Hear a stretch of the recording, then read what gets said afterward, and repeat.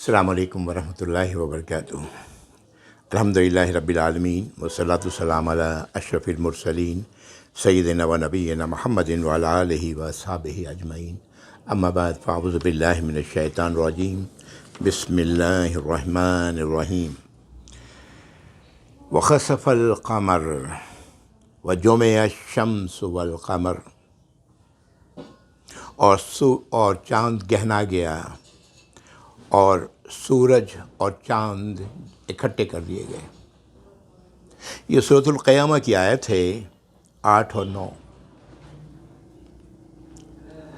اس سے جو تعویل اس کی گئی ہے وہ قیامت کی ہے۔ جب قیامت ہوگا تو چاند سورج کے ساتھ جا کے مل جائے گا، الگ الگ حیثیت ان کی نہیں رہے گی۔ لیکن جس سلسلے میں بات کرنا چاہتا ہوں، یہ کچھ ایسی ہی صورت ہے۔ ہم انسانوں کے لیے جو زمین پر ہیں، ہمارے لیے امکان ہے کہ کل چاند اور سورج ہمیں ملا ہوا دکھائی دے گا۔ جو بتایا جاتا ہے وہ یہ ہے کہ سورج گرہن اکلپس، سولر اکلپس ہمارے یہاں 7:34 پر صبح کے وقت شروع ہوگا اور اپنی میکسیمم پوزیشن پر ہوگا 8:40 پر، اور 10:10 پر یہ ختم ہو جائے گا، اور تقریباً 80% سورج چاند کے پیچھے چھپ جائے گا۔ یہ جو سائنسی تحقیق ہے اس کے تحت یہ بات آئی ہے۔ میں صرف توجہ دلانا چاہتا ہوں کہ اس سلسلے میں ہمارا دین ہمیں کیا دیتا ہے۔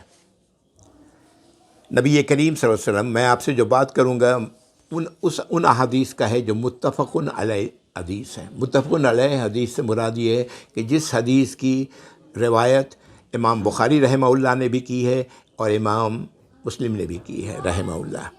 اور یہ جو متفقن علیہ حدیث ہیں، یہ اہل سنت والجماعت کے لیے بڑا اونچا درجہ رکھتی ہیں، اس لیے کہ دونوں بڑے بڑے محدثوں نے اس کی روایت کی ہے۔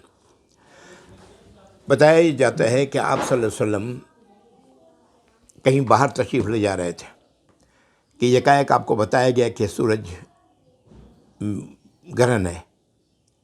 آپ صلی اللہ علیہ وسلم واپس آئے مسجد میں، اور اس کے بعد آواز دی گئی مسجد سے، الصلاۃ جامعہ، یہ یعنی جماعت کی نماز ہے، اور لوگ اس کے بعد مسجد پہنچ گئے اور آپ صلی اللہ علیہ وسلم نے امامت کی اور نماز پڑھائی۔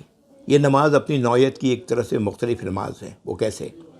نبی کریم صلی اللہ علیہ وسلم نے قیام میں طویل قیام کیا۔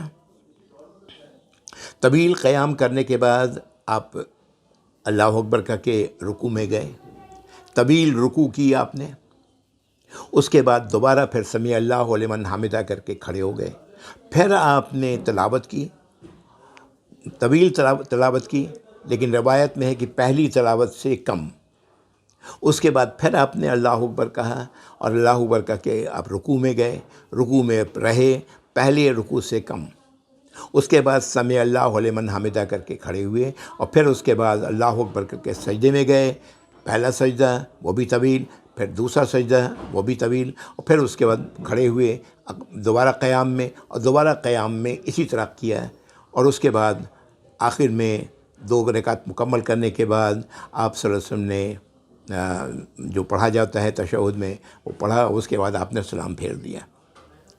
تو یہ ہے وہ جو نماز ہمیں نبی کریم صلی اللہ علیہ وسلم کی طرف سے ملتی ہے، اور اس کے بارے میں آپ کی ہدایت بھی بڑی واضح ہے۔ آپ نے فرمایا، الفاظ ہیں میں دہرا رہا ہوں، سورج و چاند دونوں اللہ کی نشانیاں ہیں، یہ دونوں کسی شخص کے مرنے یا پیدا ہونے کی وجہ سے نہیں گہناتے، چنانچہ جب چاند یا سورج کا گہن ہو تو اللہ سے دعا مانگو، اللہ کی عظمت و کبریائی کا ذکر کرو، نماز پڑھو، صدقہ دو۔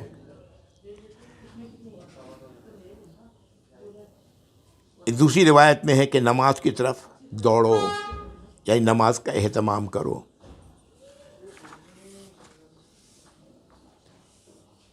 ایک اور روایت میں آپ الفاظ ہیں کہ دیکھو تو تیزی سے اللہ کے ذکر کی طرف دوڑو، جسے اشارہ نماز ہے، اس سے دعا مانگو اور استغفار کرو۔ یہ ہے جس کی تعلیم آپ نے دی ہے، جس کی ہدایت آپ نے کی ہے۔ ہونا یہ چاہیے، سعودی وغیرہ میں ہوتا ہے، وہ مسجد سے اسی طرح آواز اعلان کرتے ہیں مائک پر، الصلاۃ الجامعہ، اور لوگ پھر اس کے بعد مسجد میں پہنچنا شروع ہو جاتے ہیں اور یہ اس طرح نماز شروع ہو جاتی ہے۔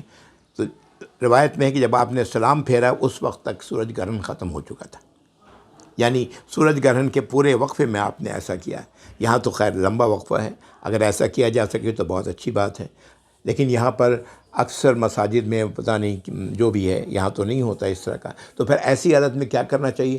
ہمیں اپنے گھر میں ایسا کرنا چاہیے، اپنے گھر میں اس طرح نماز پڑھنی چاہیے جیسے کہ طریقہ ابھی میں نے بتایا۔ اللہ تعالیٰ سے دعا کرنی چاہیے، اللہ تعالیٰ سے استغفار کرنا چاہیے، اور اگر جو بھی ہم صدقہ خیرات کر سکتے ہیں وہ کرنا چاہیے۔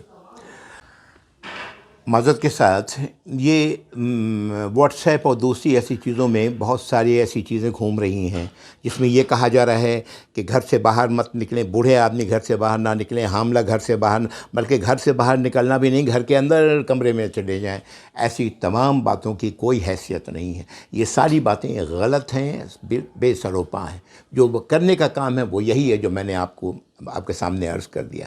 جزاک اللہ خیر، والسلام علیکم ورحمۃ اللہ وبرکاتہ۔